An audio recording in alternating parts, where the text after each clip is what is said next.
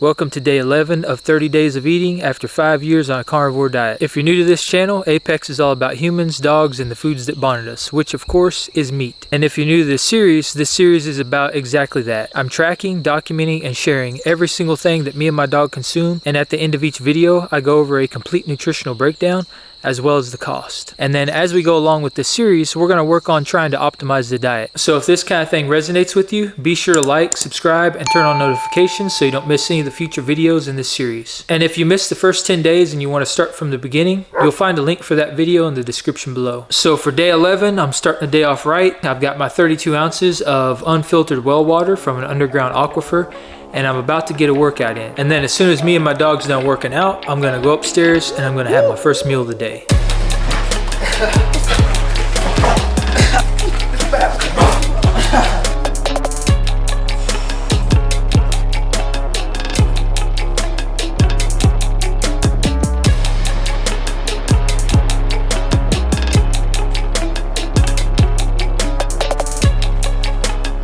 I have 18 ounces of local beef from my local butcher shop, and this is 75/25. And I'm also heating up some meat broth this morning. So if you've never had meat broth before, it's really good. And it has a lot of the same benefits that bone broth does, just not as much of the calcium and the stuff that would come out of the bones, but it still has a lot of collagen, especially if it's rendered off of things like ribs or other meats that you would slow cook, because those are the ones that would usually be really tough. So there's a lot of tendon in there. And whenever it renders down, it essentially leaves behind all that broth, which is loaded full of collagen. My beef is in, still frozen in the middle, but I'm gonna put the lid on this and I'm gonna let it go for about 5 minutes. And that's gonna be just enough time to get it thawed out to about where I like it.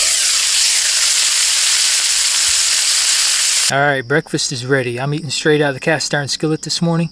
So let me show you how well done it is in the center after cooking it while it was still kind of frozen. All right, so I just did one flip on this in the pan, and you can see here, you can see the blood coming out. So see, it's still kind of rare in the center, which is, for me, this is perfect. All right, time for supper for the pupper. Let's see what's on the menu. All right, so first up, we have 12 ounces of chicken leg quarter with some chicken back in there. I get this for $1.79 a pound.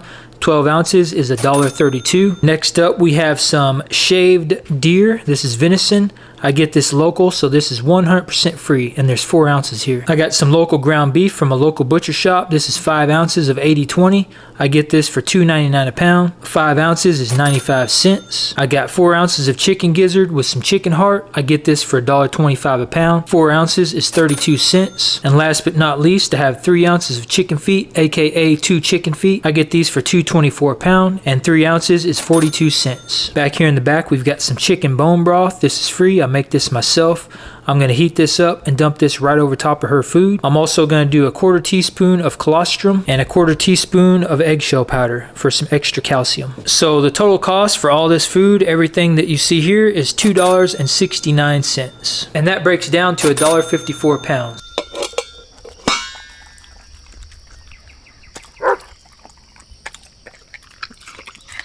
All right, the dog's fed, now it's my turn to eat. And speaking of variety, I'm switching it up again tonight. So I found some brisket in my freezer. I kind of forgot it was in there. I have a habit of doing that because I've got quite a bit of meat stocked up. And brisket sounded really good. Again, I'm trusting my intuition. I'm going with whatever feels right. And right now, brisket feels very right. So brisket is one of those weird cuts where if you don't cook it properly, and especially if you don't long cook it, it can be a very tough cut of meat, and it can be really hard to cook. But there is one method I found on cooking brisket where you don't really have to slow cook it, and it comes out phenomenal almost every single time. I'm just gonna thinly slice this. It's still slightly frozen, so I'm gonna use that to my advantage and hopefully get some really thin cuts with this. And then I'm gonna quickly sear it in some beef fat in a cast iron skillet. So one thing to keep in mind if you do this, you're gonna need a very sharp knife. This is actually a knife that I forged myself. It's carbon steel, and it is extremely sharp. So using a stainless steel knife or something like that is probably not going to do the job if you're trying to cut through frozen meat, because it is a pretty difficult process. But when it's slightly frozen like this, you can get really thin cuts, and it works really well for that. I'm actually right at 17 ounces, so just above 1 pound of food. All right, so I got 2 tablespoons of beef fat, so I'm going to heat that up, and then I'm going to throw my brisket in there and sear it really quickly.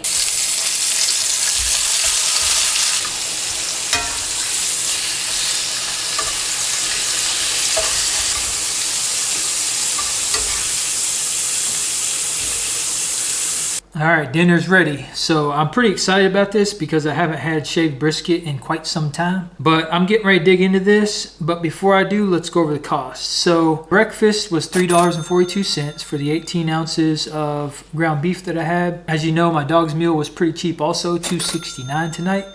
So this brisket, I actually bought this in June of last year. So I don't know what I paid for it back then, but luckily I take pictures of everything.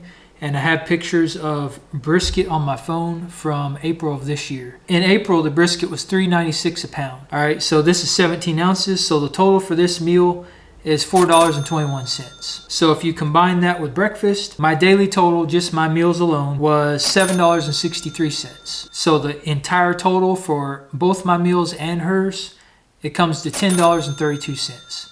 So I fed myself and fed my dog for just over $10, which again is very, very cheap. So total calories for the day, I got 3,459 calories, and that put me at a 675 calorie surplus, according to my daily target, which I think is like a little over 2,500 calories now. So my fat to protein ratio for the day is 65% of my calories came from fat, and 35% of my calories came from protein. Total protein for the day, I got 286 grams of protein. So somebody that's active, somebody that works out, the golden rule is usually 1.5 to 2 grams of protein for every pound of body weight. So that's pretty optimal. Total fat consumed was 247 grams of fat. Vitamin C, goose egg.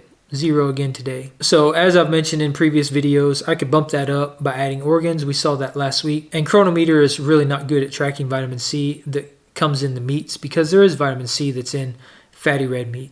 It's minimal amounts, but your requirement does go down in the absence of sugar and excess carbohydrates. So I'm totally good with that. I've never had a problem with vitamin C over the 5 years I've been carnivore. Iron, I got almost 3.5 times my RDA of iron just from the meat I ate, which is pretty good. B12, I got 11 times my RDA. Calcium, 27%. I'm kind of surprised I got that much calcium. Folate, 24%. That's a little higher than I thought it would be, just based off eating red meat only and no organs. But if I wanted to bump that up, I could easily consume some eggs or some liver or some organs, and that would come up pretty easily. And if I wanted to get more calcium in my diet, I could always include dairy. I can include bone-in fish, things like sardines, eggshell powder, all that would bump it way up. Vitamin A, 2% is very, very low, because I didn't consume any organs. So that might be something to keep in mind if you're only eating red meat and you're just doing like beef, salt, and water, no organs. And we saw last week when I included organs, that comes up really high, really fast with just a couple ounces of liver. So I'm not worried about this because I know I can bump it up very easily by doing that. But over a long period, things like this could potentially become problematic, so it's worth mentioning. Potassium, 99%. I pretty much hit my RDA on that, so I'm good there. All right, B1 is 48%, almost halfway there. That's one that's been a little lower out of all the B vitamins than all the rest. But we saw last week and in some of the previous days, I was able to get B1 up pretty easily by just adding some variation to the diet. So I'm not concerned with that at all. All the other B vitamins, I met or exceeded my RDA on every single one. Vitamin D, 22%. That's actually a little higher than I thought it would be for just consuming red meat. Again, if I wanted to get more nutritional sources of vitamin D, I could include fatty fish, fish oils, eggs, dairy. All that stuff would bring my vitamin D up, but I'm not worried about that at all. I'm in the sun every single day. Vitamin E, 12%. That one's a little on the low side, which I kind of expected. In order to get that one up, I would probably have to add back in some seafood, fatty fish, chicken, pork, things like that would bring that one back up. So I'm not too concerned there. Vitamin K, same situation. Adding in things like organs, cheese, liver, eggs, butter, poultry would probably bring vitamin K back up. And we saw that last week as well when I had some variation in my diet. So I'm also not concerned there. But I think it is worth noting that, these two are pretty low when you don't consume variety, when you're just eating red meat. Copper, 92%. Pretty close to my RDA. I'm good with that. Copper goes way up when I include organs, so I'm good there. Iron, we talked about. Magnesium, 59%. I'm always surprised by magnesium because it seems like I'm always getting more magnesium in my diet by just eating meat than I would have thought possible. So this is actually a really good thing because the magnesium I am getting is very bioavailable and it's not getting bound up by plant toxins. So I'm happy with that. Manganese, 6%. This is one I expected to be low. It's pretty much always in the single digits, except for when I included oysters. And when I go out this weekend to buy food and stuff, I am going to make sure I pick up some mussels, because I do want to try out mussels and see if that brings it up as well, because they're supposed to be even higher in manganese than oysters. Phosphorus, 2, almost 3 times my RDA. I'm good there. Selenium, 4 times my RDA, close to 4 times my RDA. Sodium, I'm good. I salt my food to taste. Zinc, I got 5, almost 5.5 times my RDA. All right, moving down to lipids, fats, cholesterol. Cholesterol's pretty high, 883 milligrams. Omega-3 to omega-6 ratio is looking pretty good. I'm happy to be getting more omega-3 based on requirements than omega-6, because omega-3 is very anti-inflammatory. It's great for brain health, whereas omega-6 tends to be more pro-inflammatory. And it's good to see that I almost hit my RDA. I got 98% of omega-3 just by eating red meat, because if you're eating grass-fed, grass-finished red meat specifically, it does have a very high omega-3 fat content, which is really, really good. That's what you want. Saturated fat, 94 grams of saturated fat. I'm good with getting fat. Fat is essential for the human body. It's essential for pretty much everything, as long as you're getting the right type of fat, not from seed oils. If you're eating animal fats and things like that, it's absolutely essential. Moving down the list, proteins. So just as I expected, even just eating red meat, I met or well exceeded my RDA on every single protein and essential amino acid, which makes sense because meat is a very complete protein and has pretty much all the essential amino acids that you need to thrive. So overall, I mean, looking pretty good, actually. For just eating meat and not including any variety in my diet, it's actually not too bad. I mean, there are some areas that could use some improvement. There's some areas that are kind of low. But it's pretty interesting to see the amount of nutrients that's actually in the meat, just eating very, very plain and basic meals. And I think that's even more telling about how easy it seems like it would be to bump all that stuff up that's kind of low just by adding variation and variety to the diet. For that reason, I really like the way this experiment's going. And I feel like this is very important. It's important to me to know what these foods are doing to me, what I'm actually getting in my body. Even after 5 years of doing this, I think it's important to kind of know that. So if you haven't done so already, be sure to like and subscribe, join the Apex Tribe, and turn on notifications so you don't miss any of the future videos in the series. And I'll see you on day 12. All right, peace out.